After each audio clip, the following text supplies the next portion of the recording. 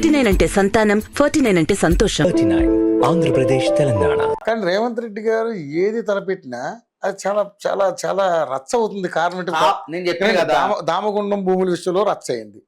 ఇప్పుడు హెచ్సియు, తర్వాత మొన్న మూసి, అంతకుముందు హైడ్రా, అంతకుముందు విద్యార్థులు, ఏది చూసినా ఈ ప్రభుత్వానికి మంచి పేరు ఉంది. మంచి పేరు వస్తుంటే చూసి తట్టుకోలేకపోతున్నారు. అక్కడ ఐటీ పరిశ్రమలు వస్తే రేవంత్ రెడ్డికి పేరు వస్తుంది. రాష్ట్ర ప్రభుత్వం ఖజానా కళకళలాడితే సంక్షేమ పథకాలు అమలైతాయి. సంక్షేమ పథకాలు ఇయడం కోసమే 10,000 కోట్లు. ఇప్పుడు స్టాంప్స్, రిజిస్ట్రేషన్, స్టేట్ జిఎస్టి, తర్వాత ఎక్సైజు, వీటి ద్వారా ఆదాయం వస్తూనే ఉంటది. కాకపోతే వాటిని ఎట్లా రక్షించుకోవాలి? వాటిని పారిశ్రామిక అభివృద్ధి జరిగితే కదా ఏ దేశమైనా. ఎక్సైజ్ ద్వారా అది ఆదాయం వస్తుందంటే నమ్మొచ్చు. అవును, కానీ స్టాంపులు ఏది రిజిస్ట్రేషన్ వల్ల ఆదాయం ఎక్కడ ఉంది గురించి? అది ఎప్పుడు కూడా పడుకోబెట్టారు కదా.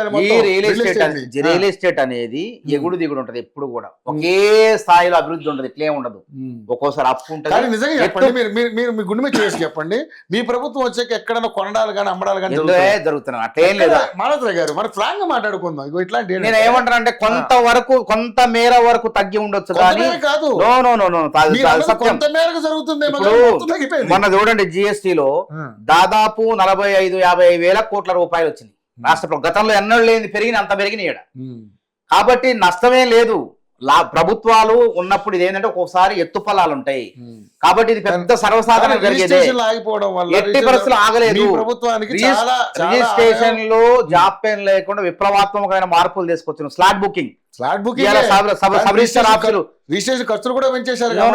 పెంచడం అంటే మరి వ్యవస్థ కూడా ఉపయోగపడాలి. ఆన్లైన్ పోవటం, పోయినటువంటి ఎవరైతే దరఖాస్తుదారులు ఉంటారో వాళ్ళు జాప్యం లేకుండా 30 నిమిషాల్లో పని అయిపోతుంది. ఒకప్పుడు చాలా అవినీతి ఉండేది, మధ్యవర్తులు ఉండేది, దళారులు ఉండేది. ఆ దళారీ వ్యవస్థ మొత్తం కూడా అరికట్టి ఇవాళ వేగవంతం చేసినా లేదా? ఇప్పుడు 22-23 సెంటర్లో ప్రారంభించారు. రేపు రాష్ట్ర వ్యాప్తంగా ఉన్నటువంటి 122-170 సబ్ రిజిస్ట్రార్ ఆఫీసులు ఉన్నాయి. వాటన్నిటిలో కూడా ఈ ప్రక్రియ ప్రారంభం కాబోతుంది. ఎప్పుడు కూడా కొనుగోళ్లు అనేవి, భూముల కొనుగోళ్లు అనేవి ఆగటం అనేది జరుగుతుంటది. ఒక్కోసారి వేగంగా జరుగుతుంది, ఒక్కోసారి తగ్గిపోవచ్చు, వేగం తగ్గిపోవచ్చు. కానీ దీనివల్ల కాంగ్రెస్ ప్రభుత్వం వల్ల కాదు, అది బీఆర్ఎస్ హయాంలో కూడా జరిగినాయి గతంలో అట్లా.